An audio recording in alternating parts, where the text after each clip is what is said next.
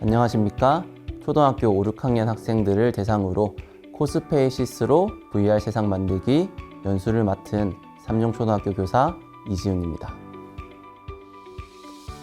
오늘 수업 순서는 간략한 메타버스에 대한 이야기와 메타버스 제작 프로그램 코스페이시스를 소개와 사용하는 방법, 그리고 제가 실제로 학생들과 수업한 사례를 나누는 순서로 진행하도록 하겠습니다. 먼저 메타버스에 대해 많이 들어보셨을 것입니다. 메타버스라는 용어는 1992년 출간된 스티븐슨의 소설 소노크래시에서 작가가 처음 등장시키는 용어입니다. 가공, 추상을 뜻하는 그리스어 메타와 현실 세계를 뜻하는 유니버스가 합해진 합성어입니다. 메타버스에서는 현실과 가상의 결합이 현실 세계가 되어 그 안에서 서로 상호작용하고 활동할 수 있습니다. 메타버스라는 용어가 자체가 생소해 심리적으로 거리감이 느껴질 수 있습니다. 그러나 이미 우리는 삶 속의 많은 부분에서 이 기술을 활용하고 있습니다. 메타버스로 분류되는 것에는 크게 4가지 종류가 있습니다. 디지털 공간에서 자신의 일상을 타인과 공유하는 라이프 로깅, 대표적으로 인스타그램, 유튜브가 있습니다. 그리고 내비게이션, 배달의 민족처럼 현실 세계를 디지털 공간에 복제해 놓은 것, 그것을 우리는 거울 세계라고 부릅니다. 사진을 조금 예쁘게 찍어주는 어플인 스노우나 학생들이 좋아하는 포켓몬고 등은 현실의 판타지를 입혀 세계를 만드는 증강현실이라 부릅니다. 마지막으로 다른 인터넷 세계에서 타인들과 자신을 대신하는 아바타 등을 활용하여 교류 및 사교활동을 하는 세계인 가상세계가 있습니다. 가상세계 프로그램으로는 학생들이 매우 좋아하는 로블록스 등을 예로 들 수가 있습니다. 오늘 소개해드릴 코스페이시스 프로그램은 메타버스의 여러 종류 중 2종류인 증강현실, 가상현실을 학생들의 눈높이로 직접 스스로 만들어 보며 수업에 활용할 수 있는 프로그램입니다. 코스페이시스를 활용하기 위해서 먼저 구글에서 코스페이시스를 검색하시면 됩니다. 한글로 영어로 검색하셔도 됩니다. 한글로 코스페이시스를 검색한 후에 맨 위에 있는 이 홈페이지에 들어가면 처음에 영어로 나오는데 한국어 번역으로 눌러주시면 됩니다. 그리고 이제 선생님들께서 먼저 회원가입을 해주셔야 되는데 오른쪽 위에 등록하다 이 버튼을 눌러주시면 됩니다. 눌러주시면 이제 오른쪽 칸에 선생님 칸을 누릅니다. 여기서 이제 18세 이상 동의서를 다 읽고 동의를 누릅니다. 그 다음 이름과 아이디, 비밀번호를 입력한 후 계정을 만드시면 됩니다. 계정을 만들고 난 다음 로그인을 하시면 학급을 만들 수 있습니다.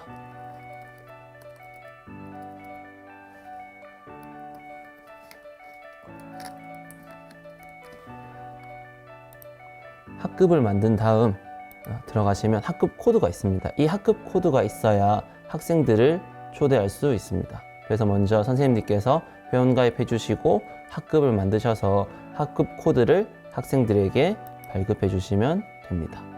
그러면 이제 작품 만들기를 해보도록 하겠습니다. 작품 만들기를 해보려면 2가지 방법이 있습니다.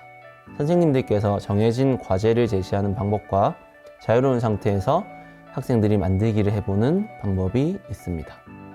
먼저 간단하게 자유롭게 만들기 하는 방법에 대해 알아보겠습니다. 왼쪽 측면에 코스페이시스를 눌러주시고 코스페이스 만들기를 클릭하시면 됩니다. 여러 가지의 미리 만들어진 템플릿들이 보입니다. 3D 환경, 360도 이미지, 머지 큐브, 퀴즈, 투어. 저희는 먼저 3D 환경을 만드는 방법을 익혀보겠습니다. 여러 장면들이 있지만 맨 위에 빈 공간이라는 뜻의 empty scene을 클릭해 주세요. 클릭하시면 빈 영화 세트장처럼 이렇게 나옵니다. 여기 카메라가 플레이어의 시점을 보여줍니다. 카메라를 이동시킬 수도 있고 위아래로 조정할 수도 있습니다. 그리고 코스페이시스는 3D 기반의 제작 프로그램이기 때문에 화면을 조작하는 방법을 먼저 익히시면 됩니다. 화면을 조작하는 방법은 크게 세 가지가 있습니다. 첫 번째 화면 회전, 두 번째 확대 및 축소, 세 번째 중심점 이동입니다. 먼저 마우스 왼쪽 버튼을 바닥을 드래그 하시면 화면이 회전하게 됩니다. 화면 가운데 있는 카메라 아이콘을 중심으로 화면이 회전하는 것을 보실 수 있습니다. 다음으로 마우스 휠을 위아래로 돌리게 되면 확대와 축소가 됩니다.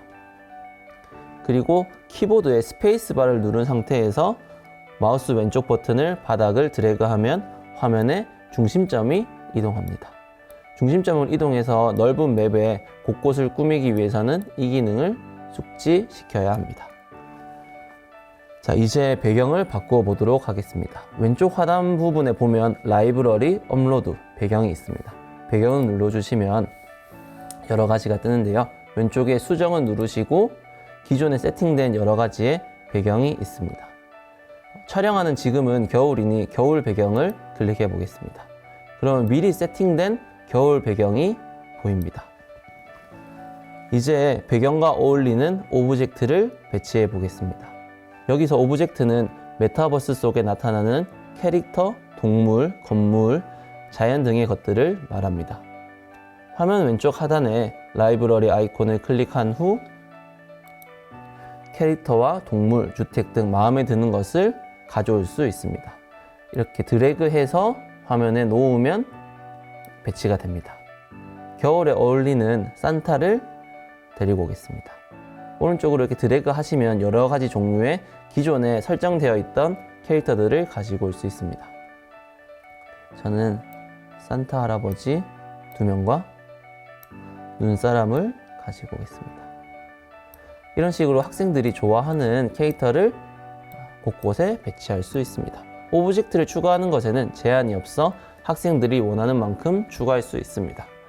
하지만 많은 오브젝트와 코딩을 추가할수록 로딩에 많은 시간이 걸릴 수 있는 점은 참고하시기 바랍니다. 라이브러리의 주택에서 이제 산타와 어울리는 주택을 찾아보겠습니다. 여러 가지 세면기, 의자 이런 것들도 다 설정할 수 있습니다. 이렇게 주택을 원하는 위치에 놔두고 이렇게 집을 꾸밀 수도 있고, 이제 자연 속에서 꽃들을 가져와서 이렇게 자신이 원하는 대로 꾸며볼 수도 있습니다. 수송에서 자동차도 있고 자전거도 있지만 산타와 어울리는 썰매를 한번 가져오겠습니다. 자, 썰매를 가져왔습니다. 이제 이렇게 꾸며놓은 것들을 바탕으로 그 캐릭터의 동작을 조금 변경시켜 보겠습니다. 산타의 오른쪽 버튼을 누르면 여러 가지 기능들이 있는데 애니메이션을 누르시면 여러 가지 포즈들을 할 수 있습니다. 먼저 그 썰매에 앉히기 위해서 밑에 썰매에 앉다 버튼을 클릭하면 산타의 그 애니메이션이 바뀌는 것을 볼 수 있습니다. 산타의 오른쪽을 눌려서 붙이기를 할 수가 있는데 여러 곳에다가 이 산타를 붙일 수가 있습니다. 여기 썰매에다가 누르면 산타가 썰매를 탄 것처럼 이렇게 보이게 됩니다. 그리고 원하는 건물이 없으면 직접 만들 수도 있습니다. 왼쪽 밑에 만들기 버튼을 누르시고 이 벽을 누르시면 벽이 생성이 됩니다.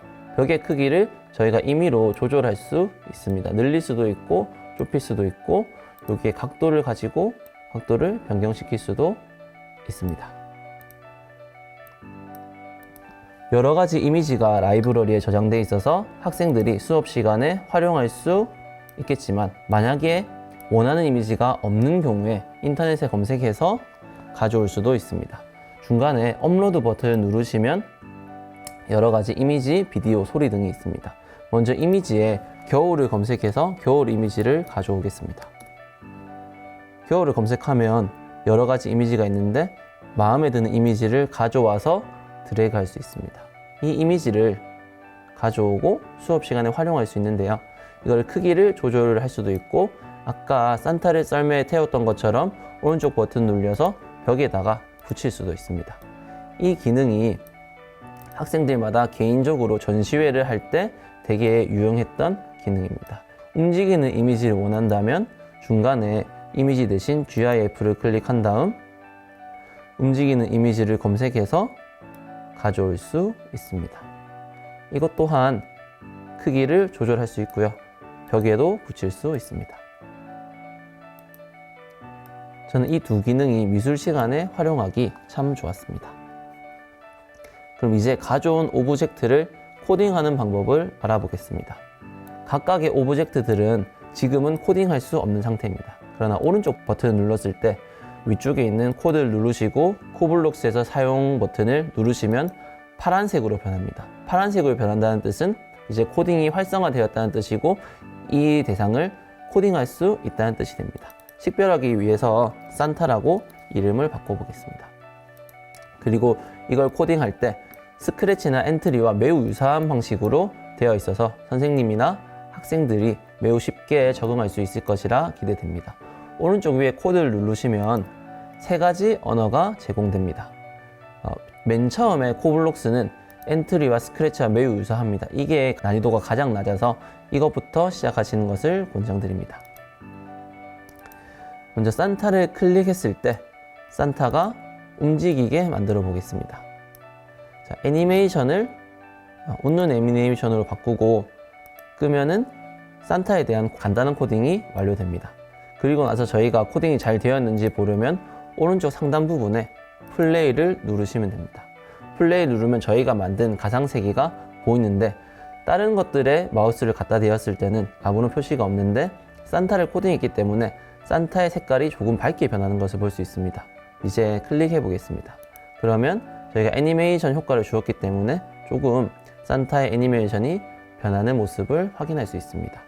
그리고 이 상태에서 학생들이 게임하는 것과 비슷한 효과를 낼 수 있는데 S를 누르면 뒤로, W를 누르면 앞으로, A를 누르면 왼쪽으로, D를 누르면 오른쪽으로, 그리고 스페이스바를 누르면 점프할 수 있습니다. 실제로 본인이 1인칭 시점으로 탐험할 수 있는 것과 같은 느낌을 주어서 학생들이 매우 게임하는 것과 같은 느낌을 받았다고 말해 주셨습니다. 이제 퀴즈를 만드는 방법을 알아보겠습니다. 눈사람으로 코딩을 한번 해볼 건데요. 코블록스에 사용하고 이름을 눈사람으로 바꿔줍니다. 그 다음 코드에 들어가서 이벤트에서 눈사람을 클릭했을 때 여러 가지 형태 중에 퀴즈 창 보이기를 누른 다음 질문을 만들어주면 됩니다.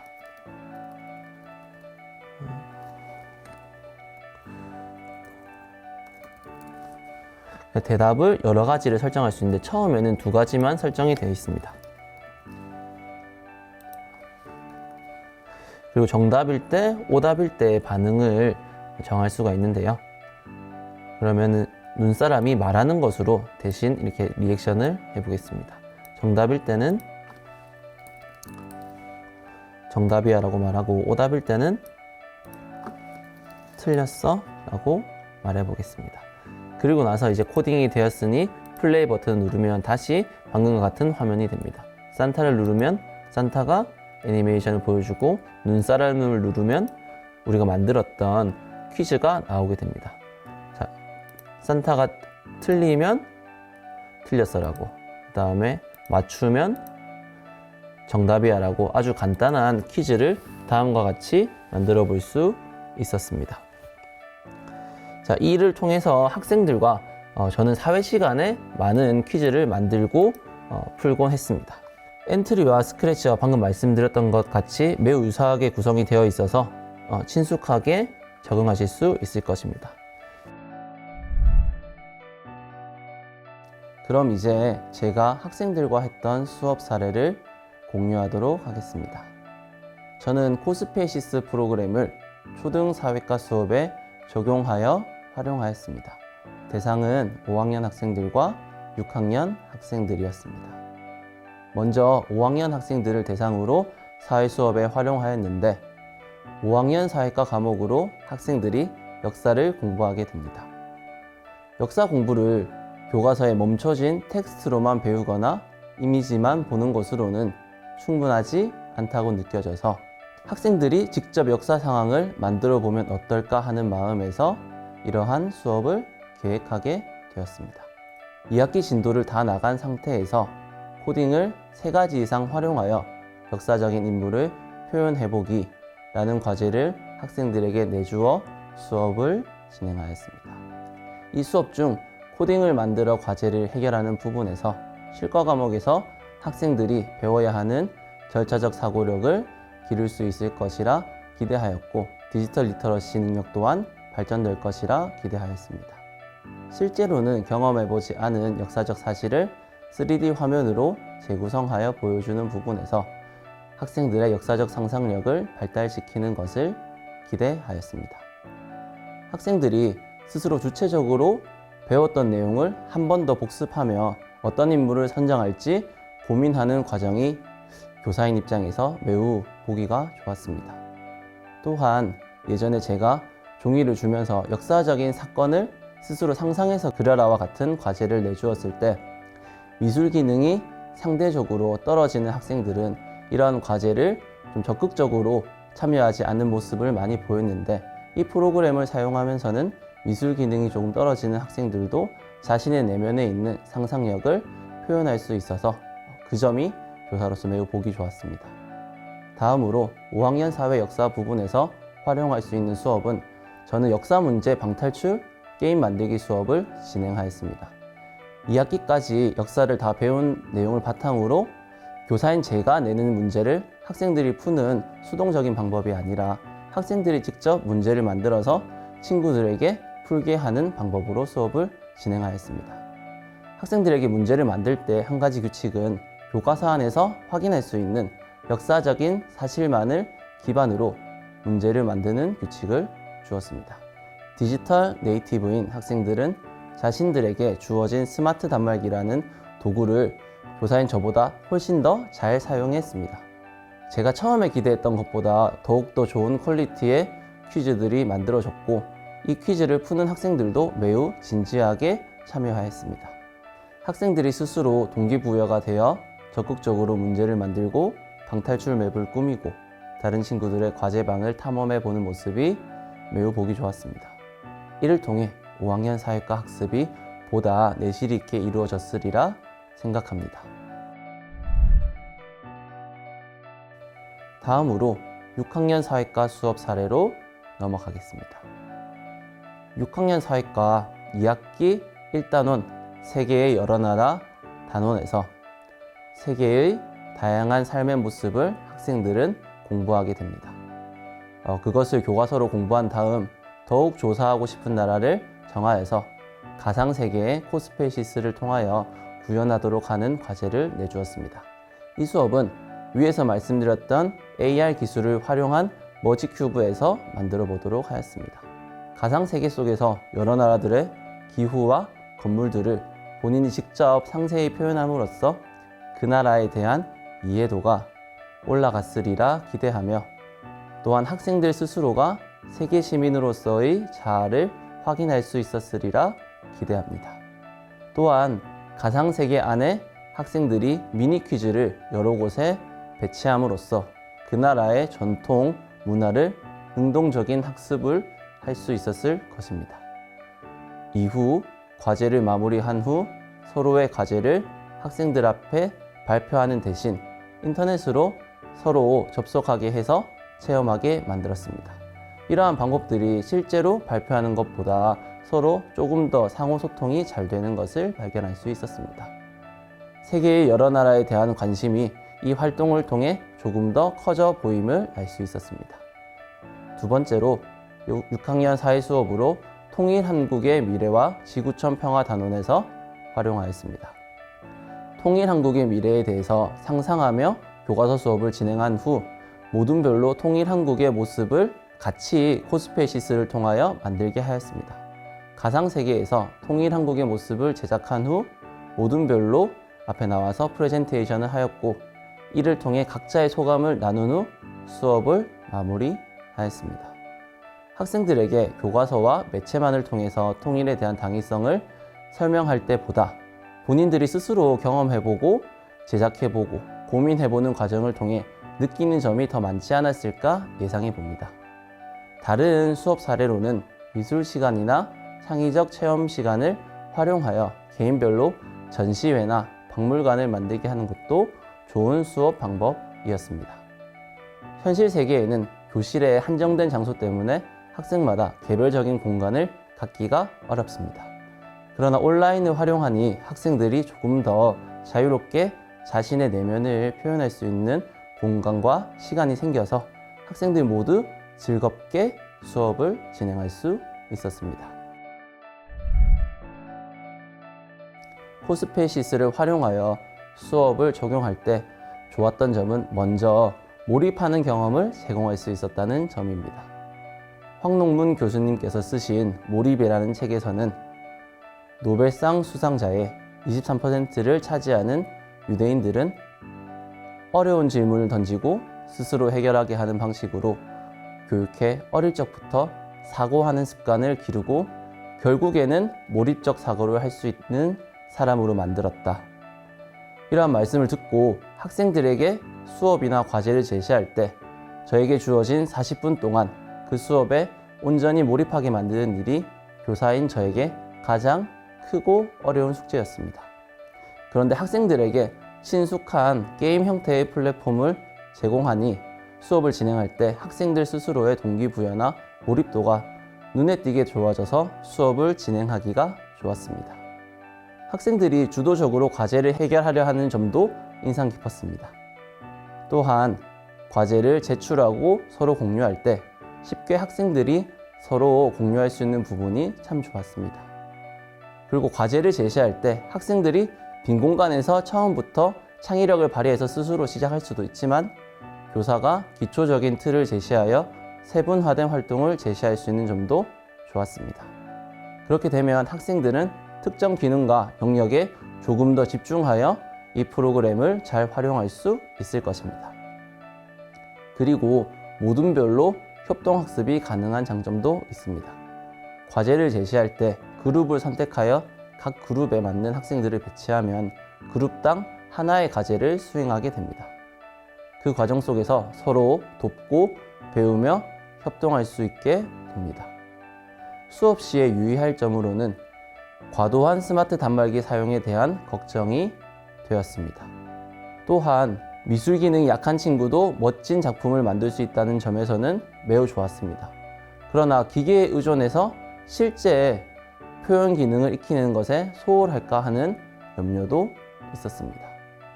또한 코스페시스가 유료로 사용하는 제품이라 매년 새로 라이센스를 구매해야 되는 어려운 점도 있습니다. 학생들 개인의 컴퓨터 활용 능력에 따른 개별 차이도 존재합니다. 그것에 맞추어 교사는 활동 주제를 세분화하여 제시할 필요가 있습니다. 코딩 블록을 하나하나 처음부터 차근하게 살피며 간단한 코딩부터 복잡한 코딩까지 단계적으로 밟아나갈 필요가 있습니다. 학생들이 주제에 맞지 않은 오브젝트 등을 사용할 때가 있습니다. 불이 나는 효과나 무기 등을 오브젝트 등이 있으므로 활동 주제에 맞지 않는 오브젝트 등을 사용하지 않도록 학생들과 교사가 약속하는 것이 좋겠습니다. 그렇지만 종합적으로는 학생들과 수업을 진행할 때 학생들이 매우 높은 몰입도를 유지할 수 있는 프로그램이라고 생각합니다. 이상으로 코스페시스를 활용한 VR 세상 만들기 수업을 마치도록 하겠습니다. 수고하셨습니다.